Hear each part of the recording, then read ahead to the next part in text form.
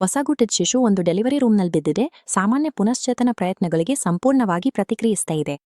ಅಲಾರ್ಮ್ಗಳು ಜೋರಾಗಿ ಕೂಗುತ್ತಿವೆ. ವೈದ್ಯಕೀಯ ತಂಡದವರು ವೇಗವಾಗಿ ಸಮಯವನ್ನ ಕಳ್ಕೊಳ್ತಿದ್ದಾರೆ. ಸಿಬ್ಬಂದಿ ಸದಸ್ಯರು ಕ್ರಮಬದ್ಧವಾದ ಕ್ಲಿನಿಕಲ್ ಪ್ರೋಟೋಕಾಲ್ಗಳನ್ನು ಕಟ್ಟುನಿಟ್ಟಾಗಿ ಪಾಲಿಸುತ್ತಿದ್ದಾರೆ. ಆದರೆ ಶಿಶುವಿನ ಸ್ಥಿತಿ ಇನ್ನೂ ಹದಗೆಡುತ್ತಲೇ ಇದೆ. ಇದು ಆಲ್ಗೊರಿದಮಿಕ್ ಪ್ಯಾನಿಕ್ ಎಂಬ ಘಟನೆಯಾಗಿದೆ. ಇಲ್ಲಿ ನಿಯಮಗಳನ್ನು ಕಟ್ಟುನಿಟ್ಟಾಗಿ ಪಾಲಿಸುವುದು ಮತ್ತು ವಿಫಲವಾಗುವ ಭಯದಿಂದಾಗಿ ತಂಡವು ತಮ್ಮ ಮುಂದೆ ಇರುವ ರೋಗಿಯನ್ನು ನೋಡಲು ಸಾಧ್ಯವಾಗುವುದಿಲ್ಲ. ಒಬ್ಬ ಹಿರಿಯ ವೈದ್ಯರು ಆ ಕೋಣೆಗೆ ಪ್ರವೇಶಿಸ್ತಾರೆ.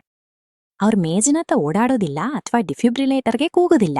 ಅವರು ಸರಳವಾಗಿ ನಿಂತು ಸ್ಪಷ್ಟವಾದ ಸಂಪೂರ್ಣ ಭಾವನಾಶೂನ್ಯತೆಯನ್ನು ತೋರಿಸ್ತಾರೆ. ಅವರು ಮುಂದೆ ಹೆಜ್ಜೆ ಹಾಕಿ ತುರ್ತು ಔಷಧಿಗಳ ಸಾಮಾನ್ಯ ಕ್ರಮವನ್ನ ಬಿಟ್ಬಿಡ್ತಾರೆ. ಅದರ ಬದಲು ಅವರು ವೇಗವಾಗಿ ಸೂಕ್ಷ್ಮವಾದ ದೈಹಿಕ ಲಕ್ಷಣಗಳ ಸಂಯೋಜನೆಯನ್ನು ಗಮನಿಸಿ ಒಂದು ಗುಪ್ತ ಮಾದರಿಯನ್ನು ಗುರುತಿಸಿ ಅತ್ಯಂತ ನಿರ್ದಿಷ್ಟವಾದ ಒಂದು ಕೈಚಳಕವನ್ನು ಜರುಗಿಸ್ತಾರೆ. ಕೆಲವು ಕ್ಷಣಗಳಲ್ಲಿ ಶಿಶು ಉಸಿರಾಡಲು ಪ್ರಾರಂಭಿಸುತ್ತದೆ. ಮತ್ತೆ ಉಳಿದ ವೈದ್ಯಕೀಯ ಸಿಬ್ಬಂದಿ ಆ ಸಂಕಷ್ಟದ ಭಾವನಾತ್ಮಕ ಗದ್ದಲದಿಂದ ಆವರಿಸಲ್ಪಟ್ಟಿದ್ರು.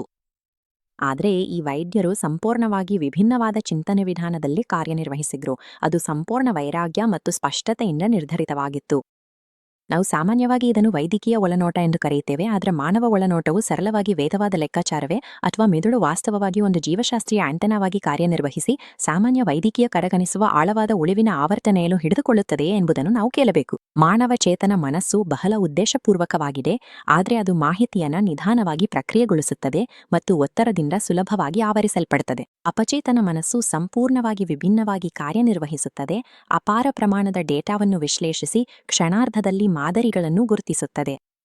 ಇದು ಹೇಗೆ ಸಂಭವಿಸುತ್ತದೆ ಎಂಬುದನ್ನು ವಿವರಿಸಲು ಭೌತಶಾಸ್ತ್ರಜ್ಞರು ಮತ್ತು ನರಶಾಸ್ತ್ರಜ್ಞರು ಸಂಯೋಜಿತ ವಸ್ತುನಿಷ್ಠ ಕ್ಷಯ ಸಿದ್ಧಾಂತವನ್ನು ಅಭಿವೃದ್ಧಿಪಡಿಸಿದ್ರು. ಇದು ಚೇತನತೆ ಮತ್ತು ಒಳನೋಟವು ಸಾಂಪ್ರದಾಯಿಕ ರಾಸಾಯನಿಕ ಸಂಕೇತಗಳಿಂದ ಬರುವುದಿಲ್ಲ, ಬದಲಾಗಿ ನಮ್ಮೊಳಗೆ ನಡೆಯುತ್ತಿರುವ ಕ್ವಾಂಟಮ್ ಗಣನೆಗಳಿಂದ ಬರ್ತವೆ ಎಂದು ಸೂಚಿಸುತ್ತದೆ. ಈ ಅನಿಮೇಷನ್ ಒಂದು ಮೆದುಳಿನ ನರಕೋಶವನ್ನು ತೋರಿಸ್ತದೆ. ಹತ್ರದಿಂದ ನೋಡಿದ್ರೆ ನಾವು ಮೈಕ್ರೋಟ್ಯೂಬ್ಯೂಲ್ಗಳು ಎಂಬ ರಚನಾತ್ಮಕ ಜಾಲಗಳನ್ನು ಕಾಣ್ತೇವೆ. ಈ ಕ್ವಾಂಟಮ್ ಸ್ವೀಕರಿಗಳು ಅಪಾರ ಪರಿಸರ ಡೇಟಾವನ್ನು ಅಪಚೇತನವಾಗಿ ಪ್ರಕ್ರಿಯೆಗೊಳಿಸ್ತವೆ. ಭಯ ಅಥವಾ ಗಾಬರಿಯಿಂದ ಶಬ್ದ ಉಂಟಾಗುತ್ತೆ. ಇದು ಈ ಸೂಕ್ಷ್ಮ ಗಣನೆಗೆ ಅಡ್ಡಿಪಡಿಸುತ್ತೆ.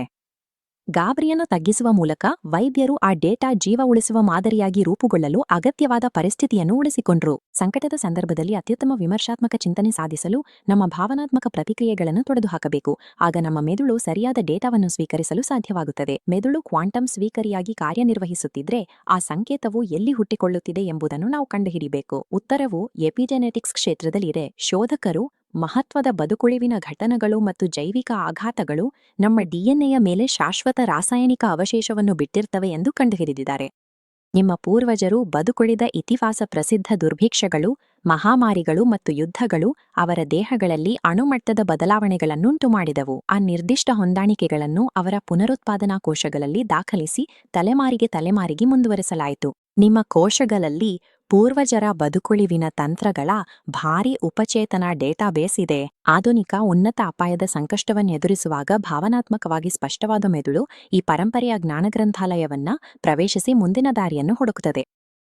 ವೈದ್ಯಕೀಯ ಒಳನೋಟವು ಮೆದುಳುತುನ್ನ ಕ್ವಾಂಟಮ್ ಪ್ರೊಸೆಸಿಂಗ್ ವೇಗವನ್ನು ಮಾನವ ಬದುಕುಳಿವಿನ ಜನ್ಯ ಪರಂಪರೆಯ ಡೇಟಾಬೇಸ್ ಜೊತೆಗೆ ಸಂಯೋಜಿಸುವುದರಿಂದ ಉಂಟಾಗುವ ಜೈವಿಕ ಫಲಿತಾಂಶವಾಗಿದೆ. ಜೈವಿಕದಿಂದ ತಂತ್ರಜ್ಞಾನಕ್ಕೆ ಜಿಗಿತ ಆಗೋದು ನಾವು ಒಳನೋಟವನ್ನು ರಹಸ್ಯವಾಗಿ ನೋಡುವನ್ನು ನಿಲ್ಲಿಸಿ ಅದನ್ನು ಒಂದು ಫಿಲ್ಟರ್ ಎಂದು ನೋಡಲು ಪ್ರಾರಂಭಿಸಿದಾಗ ಸಂಭವಿಸುತ್ತದೆ.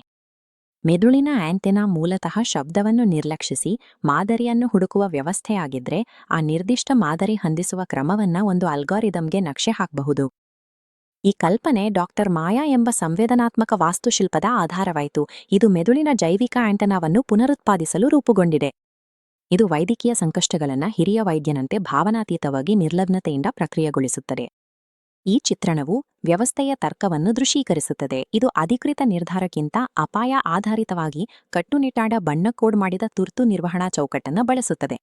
ಕೆಂಪು ತಕ್ಷಣವೇ ವೈದ್ಯರ ಹಸ್ತಕ್ಷೇಪ ಅಗತ್ಯವಿದೆ ಎಂದು ಸೂಚಿಸುತ್ತದೆ. ಹಳದಿ ಎಚ್ಚರಿಕೆಯನ್ನು ಸೂಚಿಸುತ್ತದೆ. ಹಸಿರು ಮನೆಗೆ ಸಂಬಂಧಿಸಿದ ಆರೈಕೆಗಾಗಿ ಸಲಹೆ ನೀಡುತ್ತದೆ. ನೀಲಿ ಸೋಂಕಿನ ಪ್ರತ್ಯೇಕತೆಯನ್ನು ವಿಧಿಸುತ್ತದೆ. ರೋಗಿಗಳಿಗೆ ಅಜ್ಞಾತ ಲಕ್ಷಣಗಳು ಕಾಣಿಸಿಕೊಂಡಾಗ ಅವರು ಸಹಜವಾಗಿ ಗಾಬರಿಯಾಗುತ್ತಾರೆ. ಡಾಕ್ಟರ್ ಮಾಯಾ ವ್ಯವಸ್ಥೆ ಆ ಗಾಬರಿಯನ್ನು ಸಮೀಕರಣದಿಂದ ಹೊರಗಿಟ್ಟು ಅಸ್ತವ್ಯಸ್ತ ಇನ್ಪುಟ್ಗಳನ್ನು ಒಂದೇ ನಿರ್ಧಾರಾತ್ಮಕ ಕ್ರಿಯಾಪಥಕ್ಕೆ ಹರಿಸಿ ಬಳಕೆದಾರರಿಗೆ ತಕ್ಷಣದ ಸ್ವಾಯತ್ತತೆ ನೀಡುತ್ತದೆ. ಇದು ಮಾನವ ತಜ್ಞರ ಅತ್ಯಂತ ಸಂಕೀರ್ಣ ಭಾವನಾತೀತ ವಿಮರ್ಶಾತ್ಮಕ ಚಿಂತನೆಗಳನ್ನು ತೆಗೆದುಕೊಂಡು ಅದನ್ನು ವಿಸ್ತರಿಸಬಹುದಾದ ಡಿಜಿಟಲ್ ತುರ್ತು ನಿರ್ವಹಣಾ ವಾಸ್ತುಶಿಲ್ಪಕ್ಕೆ ಅನುವಾದಿಸುತ್ತದೆ. ಈ ತೀರ್ಮಾನ ಪ್ರಥಮ ವಿಧಾನವು ಅವಶ್ಯಕತೆ ಆಗ್ತಿದೆ, ಏಕೆಂದರೆ ಆಧುನಿಕ ವೈದ್ಯಕೀಯವು ಪ್ರತಿರೋಧಕ ಕ್ಷಮತೆ ಎಂಬ ಬೆಳೆಯುತ್ತಿರುವ ಭೀತಿಗೆ ಎದುರಾಗಿದೆ. ಸಾಮಾನ್ಯ ಆಂಟಿಬಯಾಟಿಕ್ಸ್ಗಳು ಇನ್ನೂ ಎಲ್ಲರಿಗೂ ಸುರಕ್ಷಿತ ಜಾಲವನ್ನು ಒದಗಿಸದಿದ್ದಾಗ ಪ್ರಾಥಮಿಕ ತುರ್ತು ನಿರ್ವಹಣೆಯ ಸಮಯ ಮತ್ತು ಖಚಿತತೆ ಬದುಕುಳಿಯುವಲ್ಲಿ ಅತ್ಯಂತ ಪ್ರಮುಖ ಅಂಶಗಳಾಗುತ್ತವೆ. ಚಾಟ್ಜಿಪಿಟಿ ಹೋಲುವ ಸಾಮಾನ್ಯ ಇಂಟರ್ಫೇಸ್ ಅನ್ನು ನೋಡಿದಾಗ ಅಸುರಕ್ಷತೆ ಸ್ಪಷ್ಟವಾಗುತ್ತದೆ.